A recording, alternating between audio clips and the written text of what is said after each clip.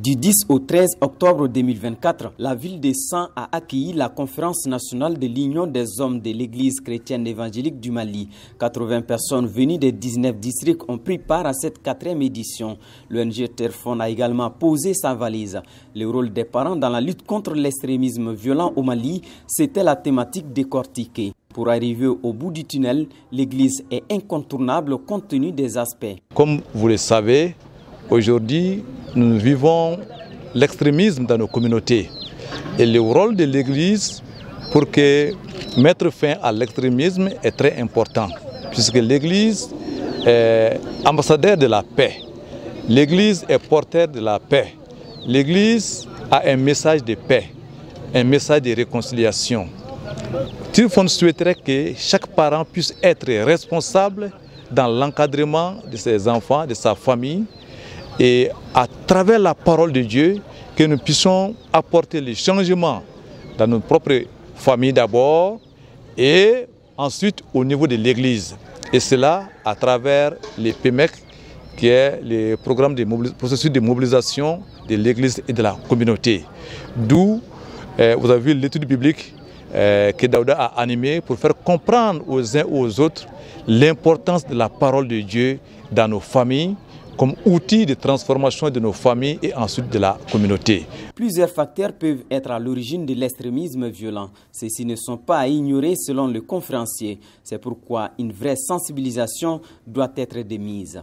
Nous avions compris que beaucoup de ces violences naissent dans les familles. La façon dont les enfants sont souvent traités, et la façon dont les hommes traitent leurs femmes. Alors, à partir de là, les enfants grandissent avec les violences. Et en plus de ça, il y a d'autres facteurs parallèles à côté de la famille.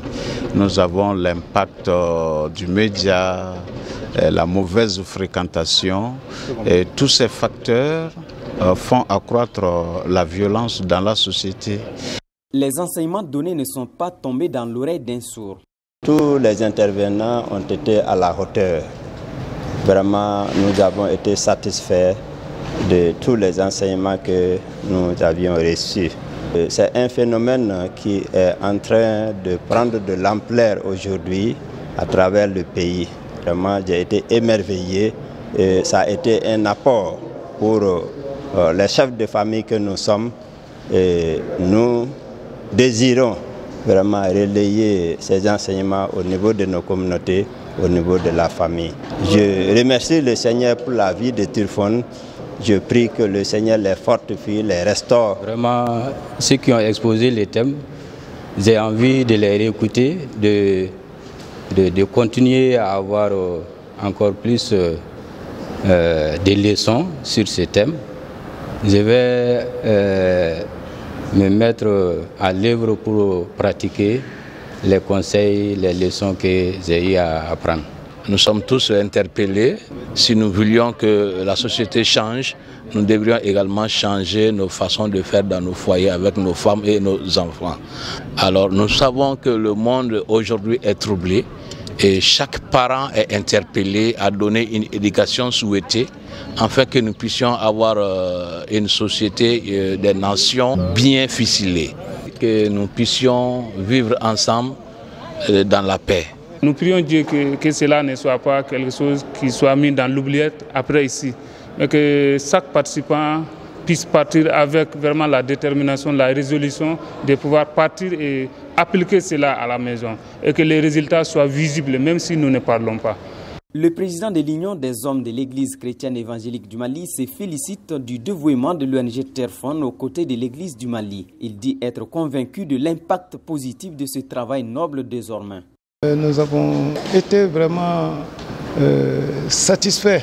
Notre reconnaissance à toute l'équipe pour ces moments de partage et ces moments de mise à niveau et de situer les responsabilités des hommes. Et c'est là aussi la raison d'être de notre mouvement. C'est assurer un encadrement des hommes auprès de l'Église, soutenir les pasteurs, soutenir l'Église dans sa mission pour un épanouissement des familles. nous avons vu vraiment les violences, l'extrémisme, violence qui se passe dans les familles, les inconvénients sur la vie de la famille. Nous saurons vraiment comment s'en prendre, être de véritables bergers à l'image de Jésus. Les parents sont plus que jamais invités à travailler pour assurer un bon avenir aux enfants. C'est de là que le développement durable du pays peut prendre sa source. Nous puissions dépasser le stade de parents pour être père ou mère, c'est-à-dire être une référence, un mentor, un guide pour les enfants. Que nous puissions nous-mêmes devenir des modèles sur lesquels les enfants peuvent se référer pour se construire progressivement afin que leur insertion sociale soit paisible. Et je suis très heureux de ce que les participants ont beaucoup écouté, ils ont écouté avec intérêt et la participation était vraiment à la hauteur avec une ambiance société d'ailleurs. Un sentiment de fierté partagé par les responsables de Stéphane pour l'assiduité des participants, ce qui a fait ce moment une réussite. Daniel Koulibaly ne doute pas de la fin de l'extrémisme violent bientôt. Nous voudrons voir des familles transformées par la parole de Dieu. Nous voudrons voir en plus nos communautés transformées à travers les actions de l'Église. Vous savez, c'est en quelque sorte toute l'Église chrétienne évangélique du Mali qui est représentée ici par les différents districts.